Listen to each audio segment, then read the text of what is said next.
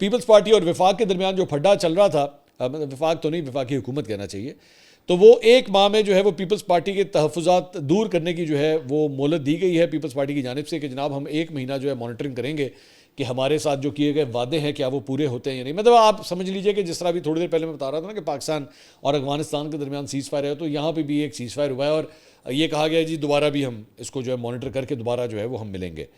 तो ये फैसला मुतालबात बिलावल भुट्टो की ज़ेर सदारत PPP सेंट्रल एग्जीक्यूटिव कमेटी के इजलास में किए गए। इसमें सदर आसिफ अली जरदारी ने शिरकत की और पाकिस्तान पीपल्स पार्टी की सीनियर रहनुमा शरीर रहमान ने नदीम अफजल चंद और दीगर रहनुमाओं के हमरा मीडिया को ब्रीफिंग दी।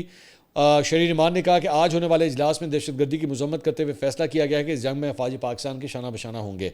उन्होंने कहा हुकूमत साजी के वक्त मुस्लिम नून से जो वादे हुए थे उन पर अमल दरामद के हवाले से बातचीत की गई है। फैसला किया गया है कि हुकूमत को एक माह का मजीद वक्त दिया जाएगा और फिर एक माह बाद दोबारा CEC का इजलास होगा। हुकूमत साजी में पीपल्स पार्टी ने अहम किरदार अदा किया है। हमने हमेशा जमहूरियत के लिए कुर्बानी दी है।